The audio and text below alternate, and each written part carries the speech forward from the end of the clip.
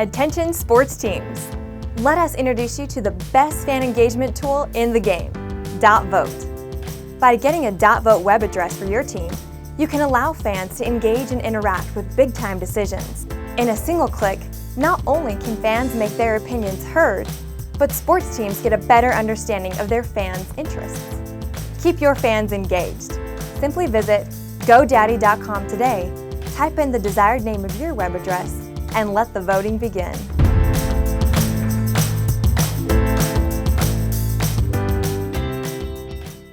Rutgers losing bigger off the field than on. Giannis is not coming to the Knicks, and Aaron Glenn and Brian Cashman actually have a couple of things in common. All that straight ahead on a fresh edition of Gordon Damer on Sports.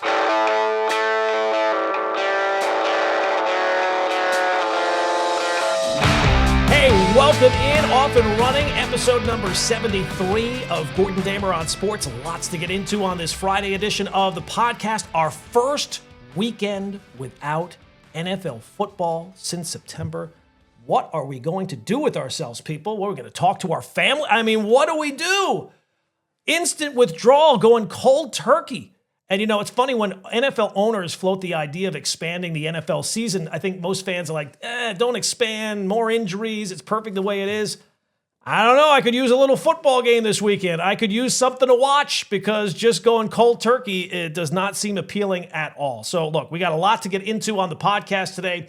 The Giannis trade rumors have popped up again with the trade deadline quickly approaching next month. We'll hit on some Aaron Glenn stuff, some Brian Cashman stuff after he spoke this week and said a whole bunch of nonsense.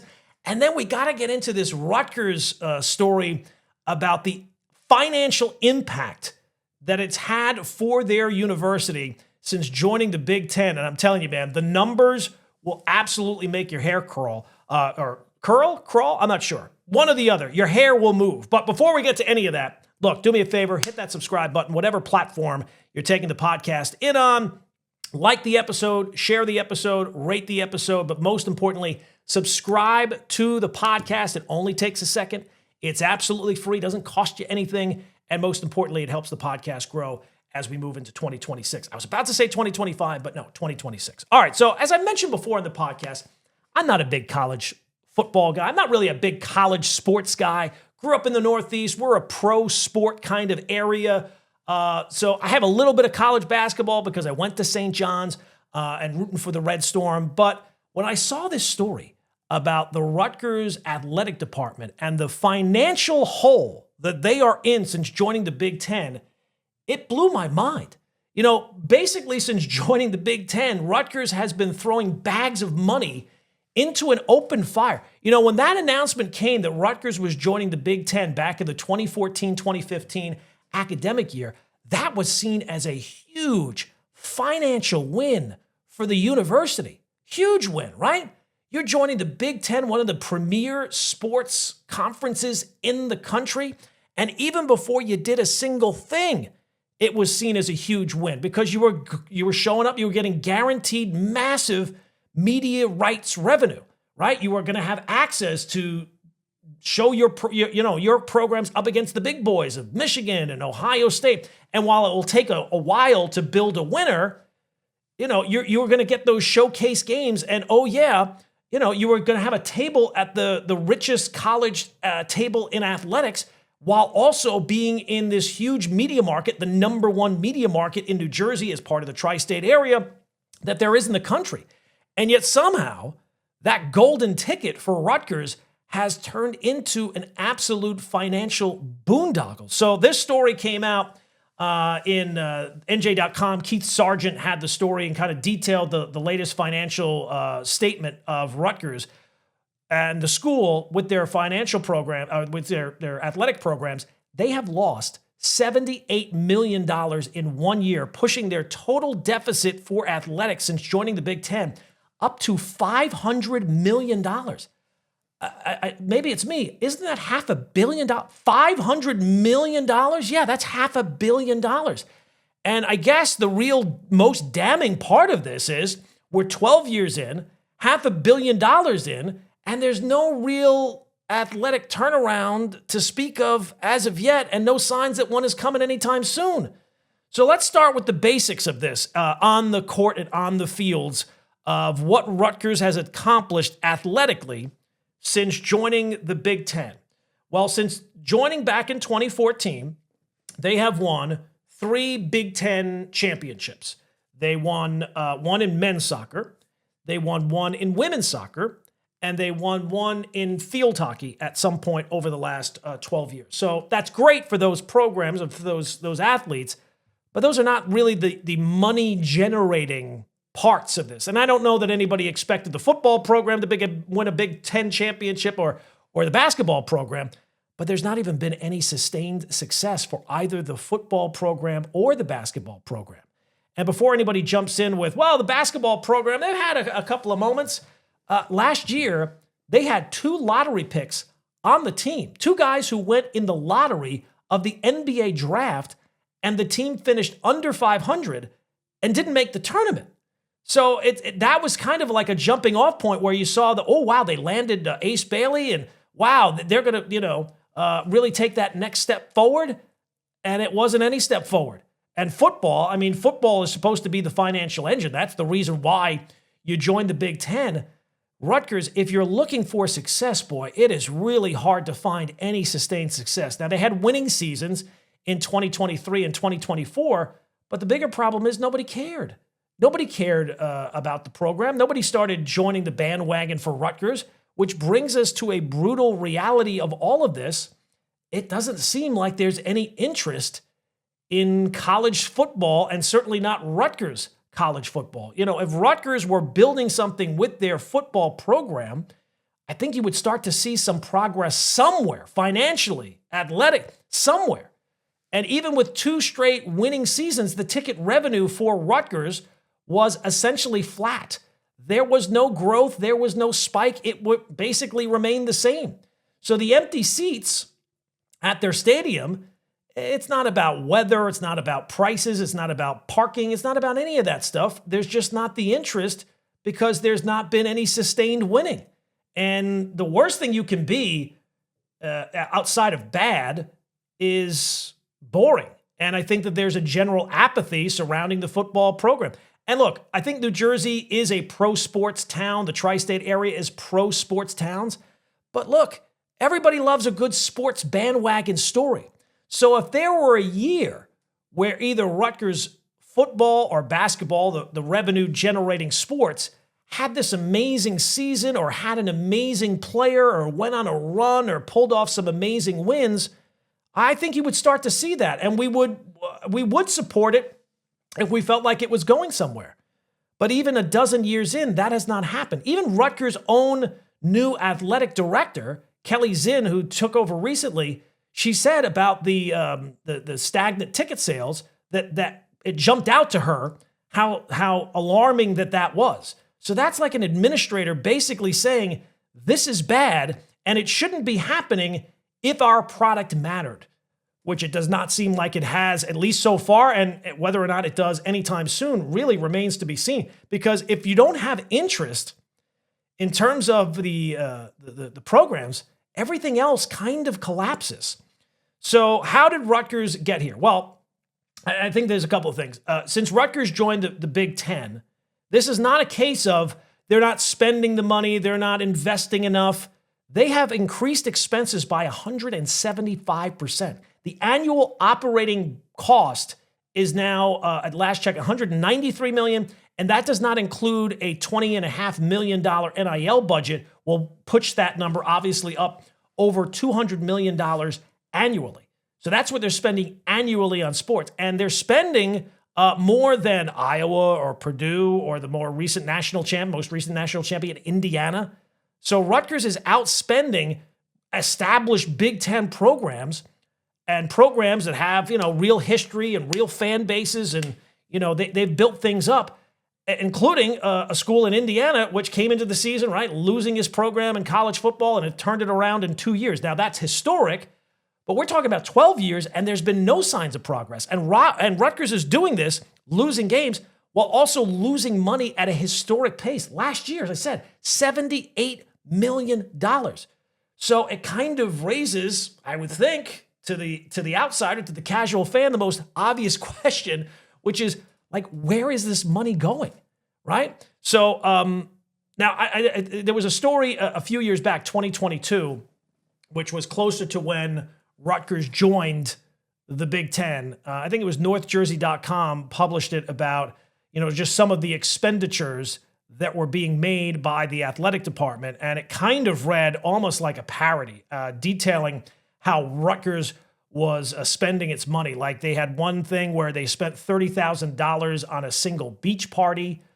They spent $20,000 on a bowling trip, which I know bowling might have gotten more expensive since back in the day, $20,000 on bowling.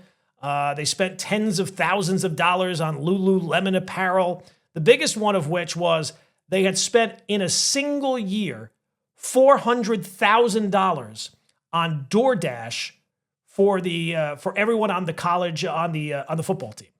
Now I don't use DoorDash. I don't use StubHub, like any of those food apps. So again, naive noob. $400,000 in a year seems kind of high.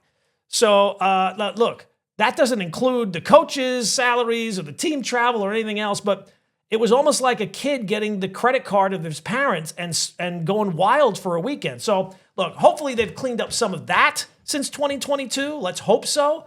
But, even if you cut out all the ridiculous expenses, it's still structurally, it just doesn't work.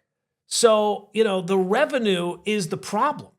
And the revenue has not shown up. Like when you join the Big Ten, okay, well, look, we're going to get this TV revenue. We're going to have an increased platform. And if you get to the Big Ten, the money will come. Except it hasn't. I mean, they've made money, but the expenses have grown so much that without success, it's not going to be enough.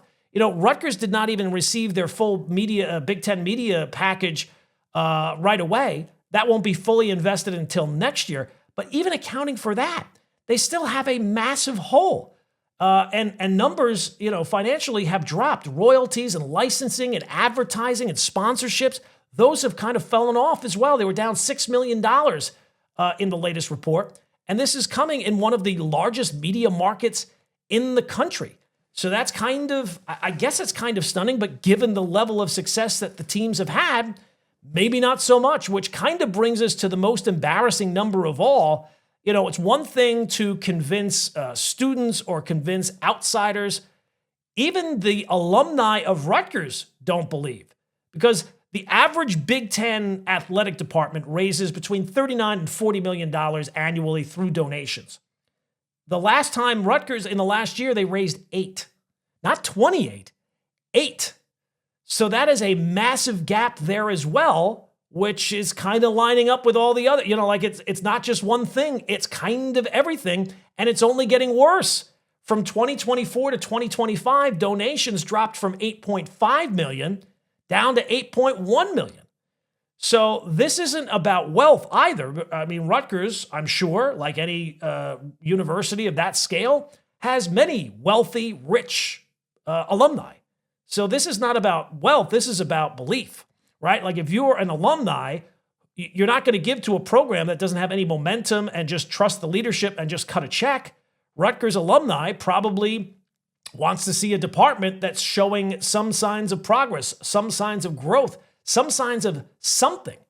Instead, it just kind of seems like it's inertia, where it's just the same thing year in and year out. And even when they have some mild success, it's really nothing to crow about. So unless something dramatically changes in terms of the level of success, people aren't going to give.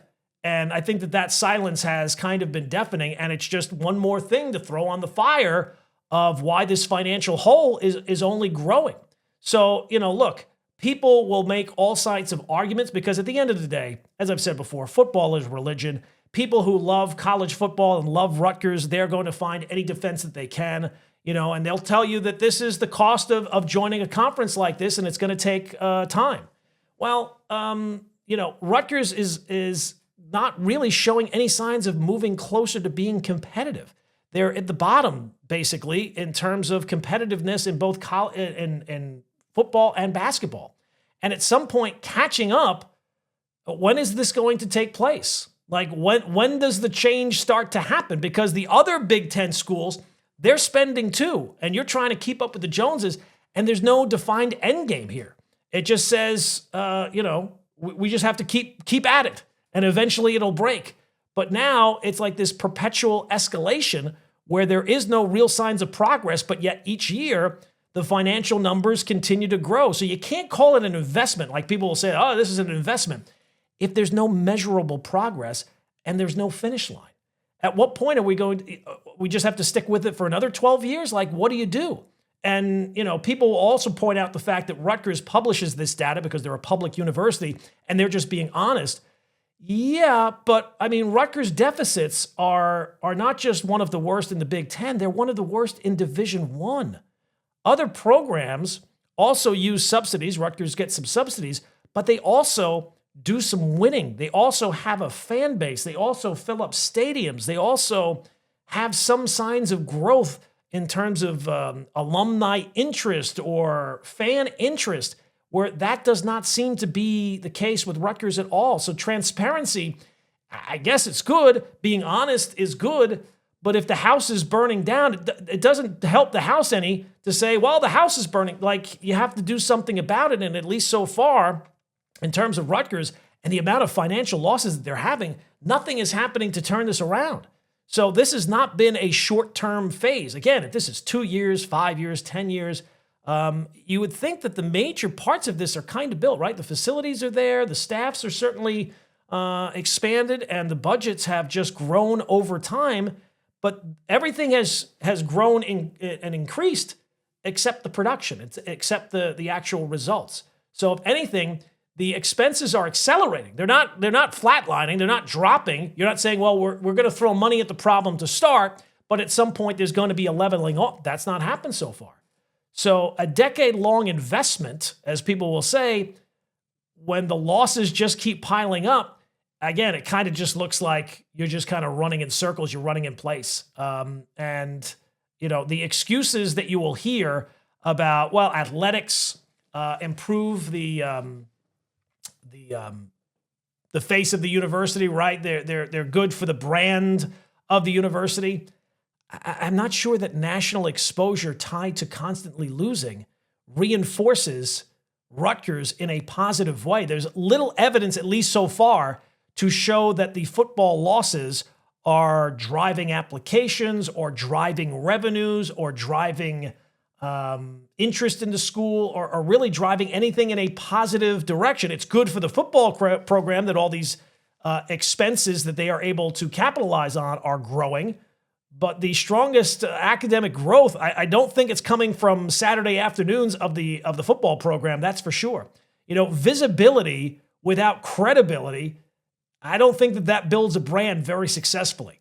So at some point, you just kind of become background noise, and that's kind of what Rutgers is. And that would be fine if they weren't losing money at this point. It's an incredible amount of money that they have lost. And I guess that there has to be some breakage joining, but boy, oh boy. And the excuses you'll hear online, oh, well, it's only 3.7% of the budget.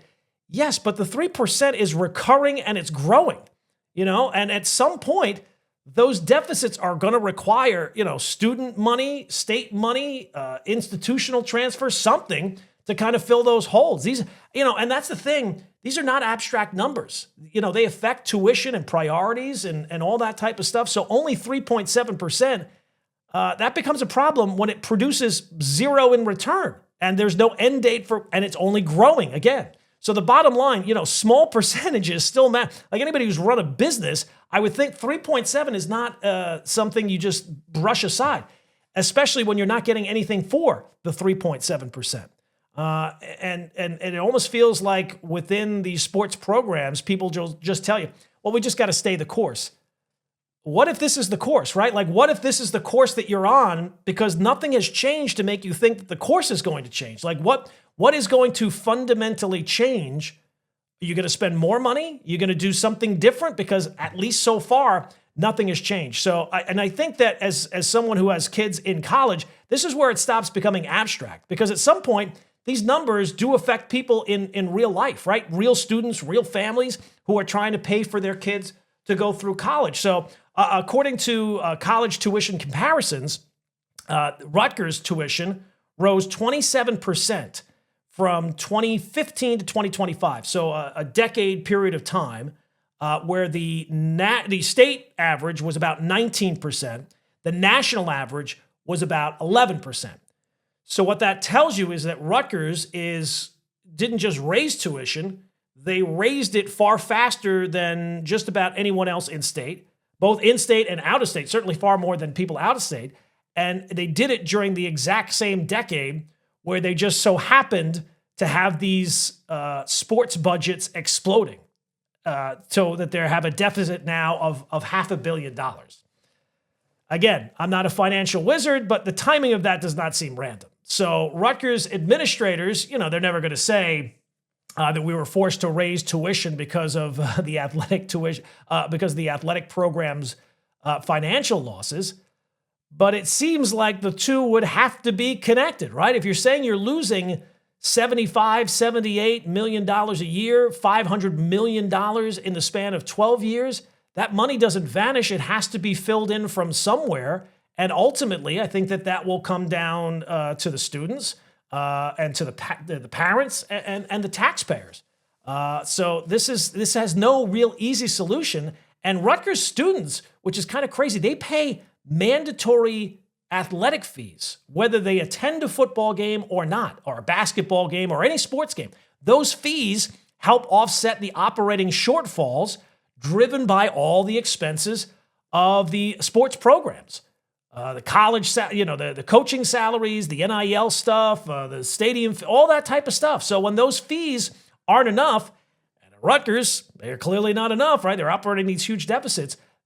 Money has to be shifted from somewhere. Dollars that could go to other things outside of athletics. It could go to academics. It could go to students and reduce the tuition price. But, this is why the argument that athletics and tuition are separate issues, which people will try to make that case as well.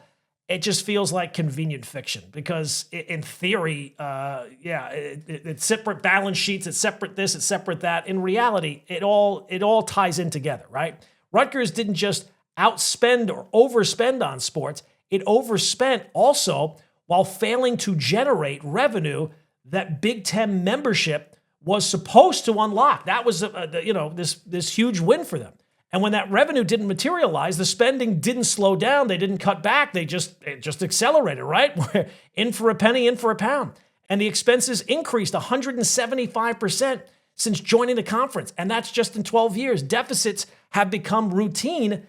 And who do you think is going to be left paying those bills?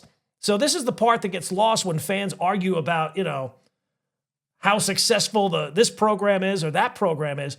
And even if you don't care about Rutgers football or Rutgers basketball, if you've never stepped inside their football stadium or their basketball court, even if you don't know, what bowl game they played in the last time they made a bowl game, I think that this kind of matters because if you're a Rutgers student, at the end of the day, you have to be paying for this.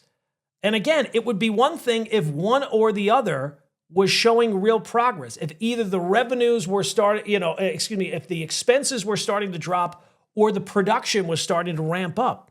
That really hasn't been the case.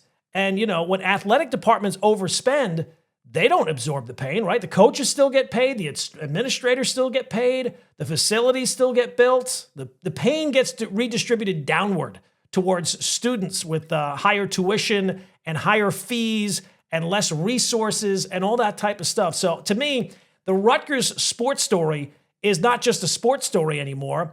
It's one about student affordability in a time where college prices have done nothing but increase. And it would be one thing if joining the Big Ten provided some real financial windfall for the university. So this decade-long cautionary tale basically was what happens when you chase the revenue without having a real plan on how to capitalize on the revenue you're going to be making.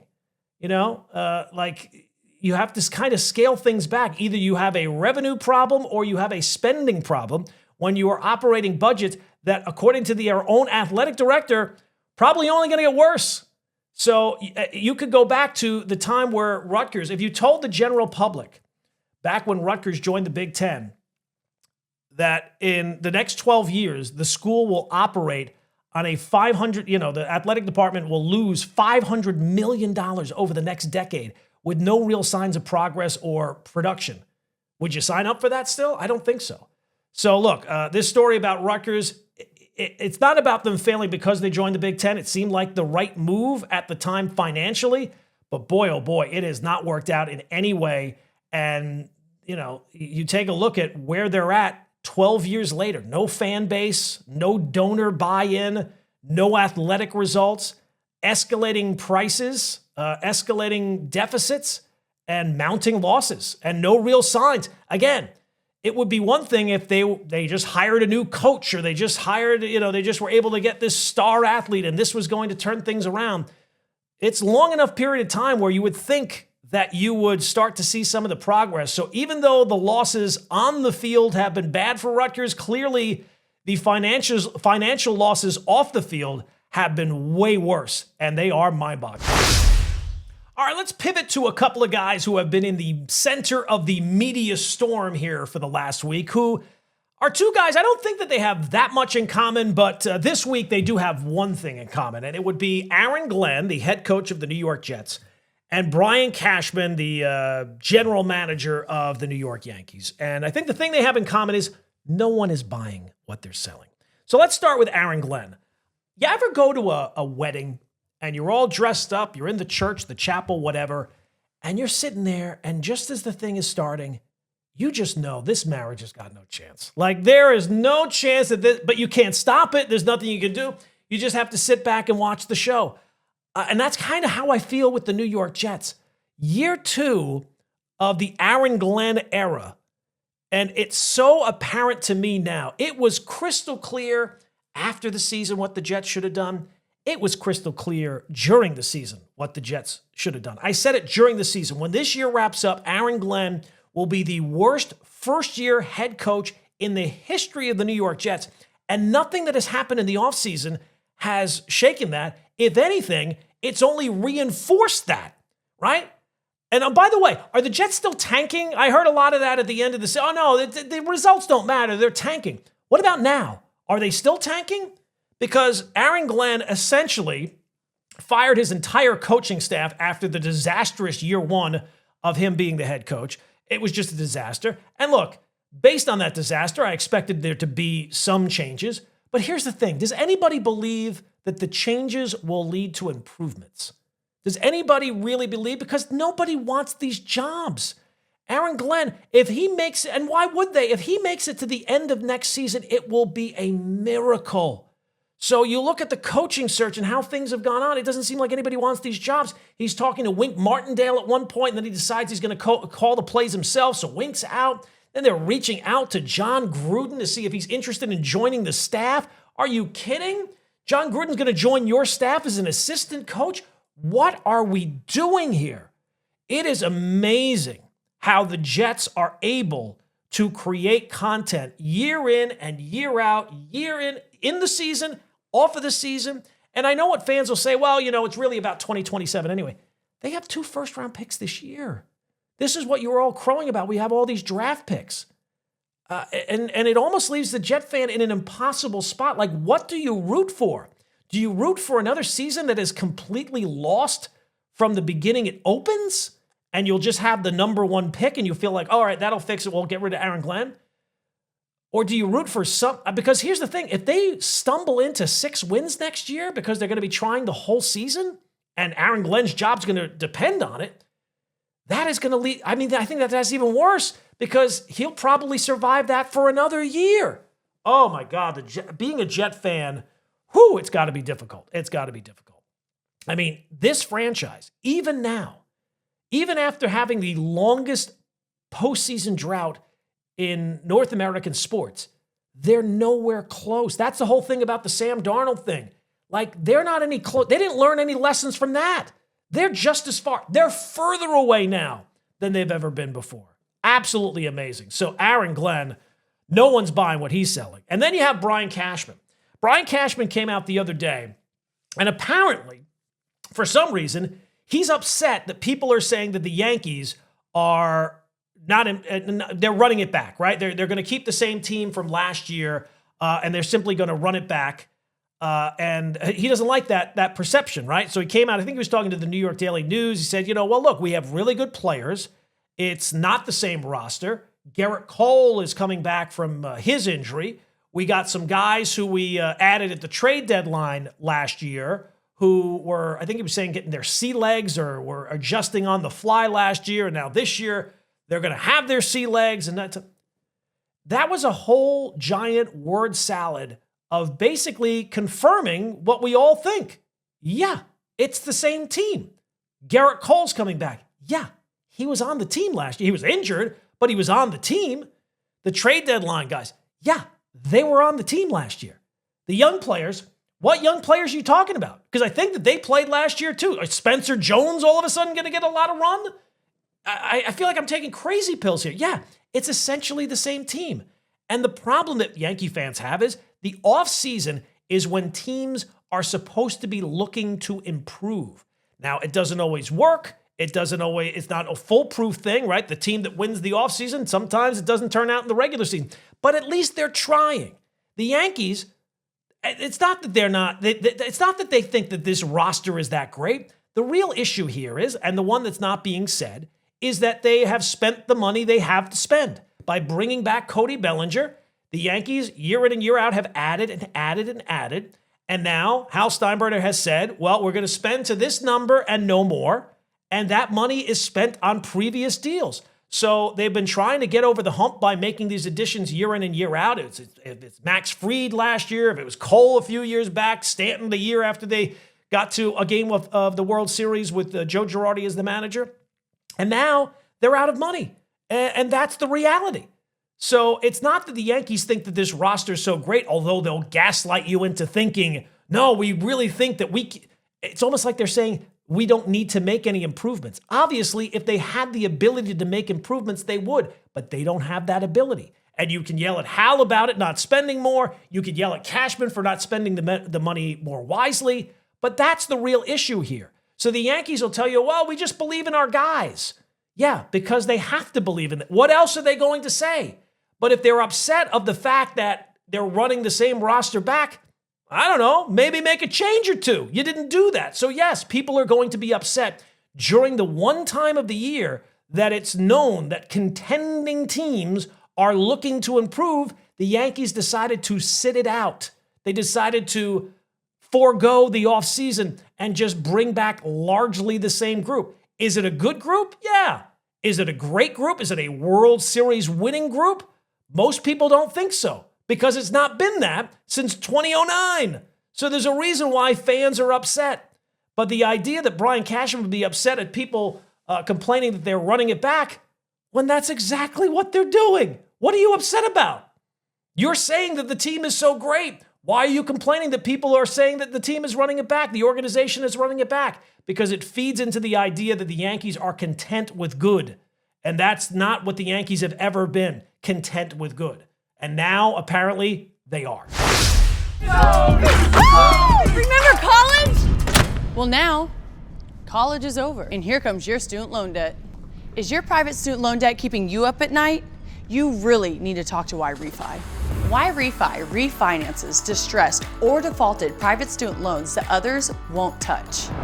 They can save you thousands of dollars and get you a custom payment that you can afford. And they don't care what your credit score is. Don't let private student loan debt ruin your life. Call YRefi today. All right, finally, let me start with a general rule of sports conversations and honestly, life conversations. Usually it's a bad idea to use the word no when you're running through a thought experiment or you're having a conversation with different possibilities, because no, once you use no, it kind of ends the conversation, it ends the debate. But there are examples when you need to use the word no, and when the conversation pivots once again to the Knicks and Giannis. I'm sorry, Knicks fans, the answer remains no. It doesn't matter how many times you ask. The answer is no. And we've been down this road. I mean, how many times do we got to go down the same road? Don't we know what the road looks like by now? There's many reasons why the Knicks can't make this happen. And there's a bunch more reasons why the Bucks can't make this happen. And yet it keeps popping up. And it keeps being framed as, well, the Knicks really want Giannis. Oh, they do? Oh, well, that's great. They want Giannis. Yeah, I know that. That's not new. What was it, 9 months ago, where there was the first report that the Knicks had reached out in the offseason to the Milwaukee Bucks about the possibility of Giannis becoming available? And they said no. The Bucks had no interest back then, and nothing really had, but some things have changed. It seems like Giannis wants out more now than ever before, but that doesn't really change any of the real particulars of this. Oh, but Gordon, Giannis wants to be in New York. That's nice. That's wonderful. That doesn't matter to the Milwaukee Bucks. That's great talk for sports talk radio, and if you're a fan, he wants to go to New York. Great. He's not a free agent, guys. He's a trade. And it's not, the Bucks' job is not to make Giannis happy. It's to make their team over as best they could. If Giannis gets moved before the trade deadline, whenever he gets moved, Milwaukee is starting over from scratch. They don't want established players. They don't want win-now players. They want controllable young pieces. That means maybe a foundational player, a young player to build around, but mostly draft picks and draft swaps. The Knicks don't have that. They haven't had that. You can't win. The Bucks are saying we can't win with Giannis anymore. You think they're going to be able to win with Karl Anthony Towns and a couple of draft swaps in 2028 and 2030? Makes no sense. And if this happens, if the Bucks were to trade him to the Knicks for what the Knicks would have to offer, they should close up shop. They should contract the organization. They have nothing to offer them. And if the Bucks make Giannis available and 10 teams call, the Knicks offer would be 9th or 10th. It would be bottom of the rows because they don't have what the Bucks would be looking for. And it's the reason because you can't go all in twice. The Knicks went all in on Karl Anthony Towns and Mikal Bridges. They did that a couple of years ago, but those deals still stand. So when you go all in on those kind of deals, that's the problem. You can't go all in again. Now, part of the reasoning back then had to be, well, there's not going to be a superstar we want. Obviously, they screwed up because Giannis is now available. But you can't go in. You don't get to go all in twice when it takes years for you to build back up those resources. So, look, I know people will be, operating NBA trade machines. Well, 3 teams and 4 teams and 5 teams. I guess that's possible. But those people sound like Russell Crowe in A Beautiful Mind when he's in the shed doing the thing with the lines. He sounds like a crackpot. That's what you sound like. You sound like a crackpot figuring out why would the Bucks do that? The Bucks' job is not to make the Knicks better. So if this is ever going to happen with Giannis and the Knicks, and it's a big if, it would have to wait until the offseason. In the offseason, the Knicks at least could package their 2026 pick, which will be, I think, pretty low. But I think that they would also have the ability to trade their pick in 2031, 2032. But even then, it's not a great package. And that's a pipe dream. And honestly, it's just another sign. I mean, like Knicks fans, you guys just have it ingrained in your DNA to trade for supers. Oh, I got to have more superstar, another superstar, another superstar. I mean, it's such a reflex with you guys. Like, what megastar is available?